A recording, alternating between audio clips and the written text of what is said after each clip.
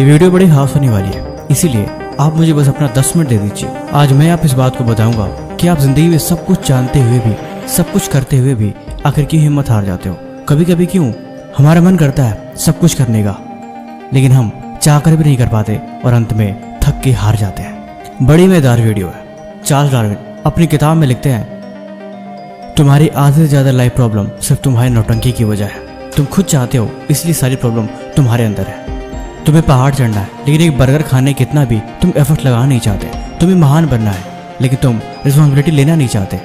चुटकी भर भी तुम एफर्ट मारने को तैयार नहीं हो। तुम्हें किताबें पढ़नी है, तुम्हें चीज़ों को समझना है, लेकिन तुमसे सुबह उठा नहीं चाहता। दूसरों क्या दोष देना, हम खुद अपने पैर को आगे बढ़ाने को तैयार नहीं। हमें लगता है कि हम सब कुछ जानते हैं और हम सब कुछ कर रहे हैं, लेकिन सच्चाई ये है कि हम चुटकी भर भी अपने कंफर्ट जोन से बाहर जाने को तैयार नहीं। तो फिर भला चीज़ें कैसे मिलेंगी। चलो मुद्दे पे आते हैं। अगर मैं आपको बोलूं कि आप दिन भर बैठ के बस फ़ोन देखो, इतना फ़ोन देखो कि इस फ़ोन में खो जाओ और कोई भी काम मत करो, आप कितनी देर फ़ोन चला सकते हो। आप लगातार 3 से 4 घंटे लगातार फ़ोन चला के देखो, आपका सर दुखने लगेगा। और उसके बाद अगर आपका किसी चीज़ में फोकस हो जाए तो मुझे बताना। अगर मैं कहूँ कि सिर्फ एक चीज़ पे ध्यान करो, आप नहीं कर सकते। छोटी छोटी चीज़ें अब आपको बोर करने लगेगी। अब सिर्फ आपका ध्यान मात्र कुछ सेकंडों का रह गया है, क्योंकि आप अब कुछ सेकंडों में ही खुश हो जाते हो। अब आपको बड़ी चीज़ें बुरी लगती है और आपका उनसे ध्यान भटकने लग जाता है। अब आपका दिमाग कुछ बड़ा करने को तैयार नहीं है, क्योंकि उसे सिर्फ कुछ सेकंड ही चाहिए होते हैं। इसके बाद अगर आप उसे जोर से कुछ करवाने की कोशिश भी करोगे तो आपको बस आलस आएगा और आपको उस काम से दम घुटेगा और आप उस काम को एंड में छोड़ दोगे। आओ मैं आपको एक छोटी सी कहानी सुनाता हूँ। गांव का रहने वाला एक लड़का अपने मन के अनियंत्रित विचारों से बहुत परेशान था। वो किसी भी काम को करता उसका मन लगता ही नहीं था। इसी समस्या का समाधान पाने के लिए वो जंगल में एक महात्मा के पास गया। महात्मा के सामने हाथ जोड़ के बैठ गया। उसमें महात्मा ध्यान कर रहे थे। उनकी आंखें बंद थी, इसीलिए वो भी चुपचाप वहीं बैठ गया। उसे लगा कि महात्मा का थोड़ी देर में ध्यान खुलेगा और वो उनसे अपनी समस्या का समाधान मांगेगा। धीरे धीरे 1 घंटा बीत गया, लेकिन अभी तक महात्मा ने आंखें नहीं खोली। इंतजार करते करते वो थक चला था, इसीलिए अब उसके मन में गुस्सा आने लगा।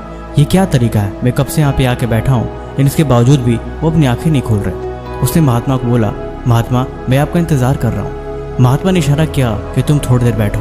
वो चुपचाप वहीं बैठ गया। धीरे धीरे फिर 1-2 घंटे बीत गए, लेकिन महात्मा अभी भी अपने ध्यान से उठे नहीं। लड़के को अब गुस्सा आने लगा और बोला, इंतजार करने की भी हद होती है। मैं कब से यहाँ पे बैठा हूँ, लेकिन आप मेरी तरफ देख भी नहीं रहे। वो उठ के वहाँ से जाने लगा। महात्मा मुस्कुराए और बोले, बैठो। दरअसल मैं तुम्हारे सब्र का इम्तिहान ले रहा था कि तुम कितनी देर तक सब्र कर सकते हो और अपने मन को बांध के रख सकते हो।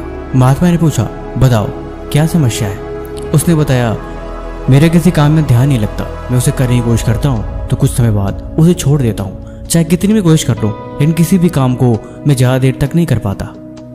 मेरे मन में अनावश्यक विचार आने लगते हैं, तरह तरह की चीज़ें जो मुझे उस रास्ते से भटका देती है, और मैं चाह के भी उस काम को पूरा नहीं कर पाता। मुझे ऐसा लगता है कि मैं बहुत कमज़ोर हो चुका हूँ, इसीलिए मुझे खुद को मजबूत बनाने की आवश्यकता है। महात्मा ने कहा, तुम्हें कैसे पता है कि तुम कमज़ोर हो और तुम्हारा मन अब किसी काम में ध्यान नहीं लगा सकता।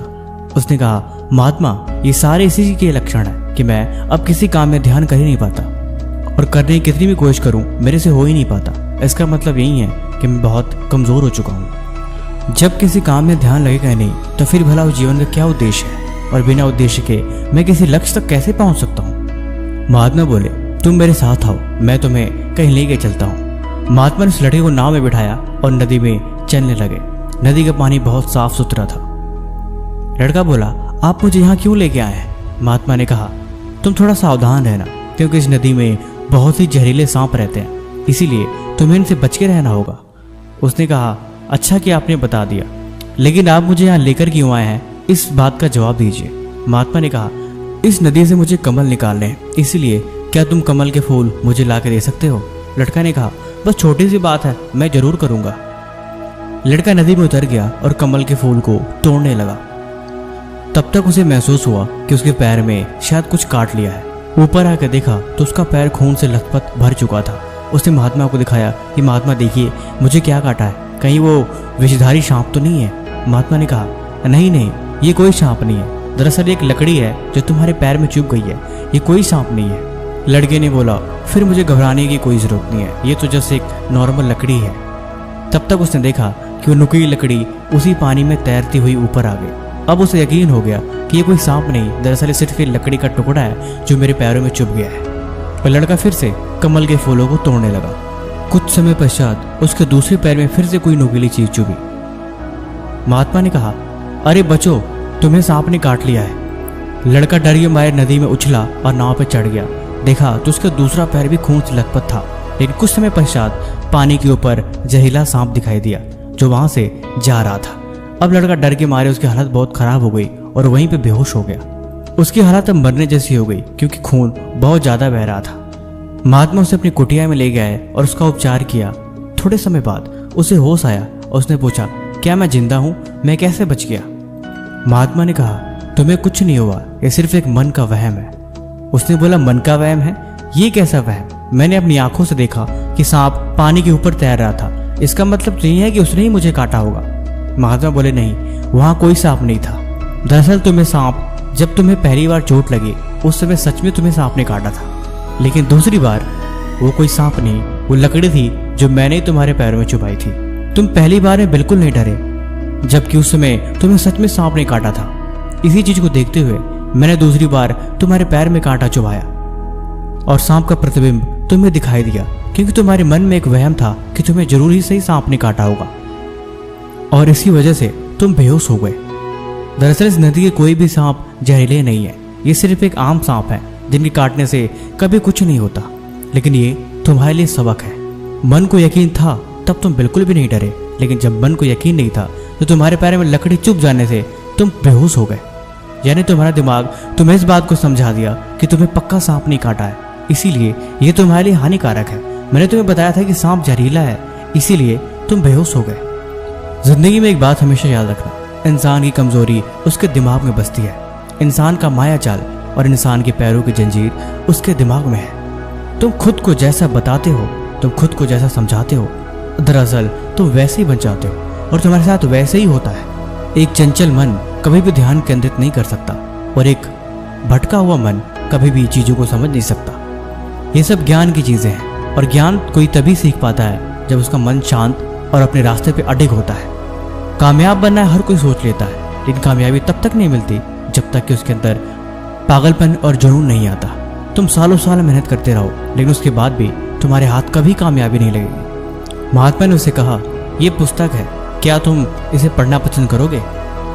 लड़का ने बोला, निश्चय ही मैं इस किताब को पढ़ूंगा, और किताब को पढ़ने की कोशिश करने लगा। लेकिन जहां थोड़ी देर तक पढ़ा उसका मन उस किताब से हटक के वहां की फूल पौधों और वादियों में चला गया, क्योंकि वो वाकई बहुत सुंदर थी। महात्मा ये सारी चीजें होते हुए देख रहे थे कि वो पढ़ने के बजाय उन चीजों पे कैसे ध्यान करके उनमें खो चुका है। महात्मा ने उसे समझाया कि जब तुम्हारे दिमाग के पास बहुत सारी चीजें करने को होती हैं तो हमेशा वही काम करता है जिसमें उसे आनंद प्राप्त हो। महात्मा ने उसे 3 सबक सिखाया और बोला, जिंदगी में तुम इन बातों को हमेशा याद रखना, तभी कामयाबी तुम्हें मिलेगी और तभी तुम अपनी मंजिल तक पहुंच पाओगे। सबसे पहला और नंबर 1, ध्यान करने की आदत डालो।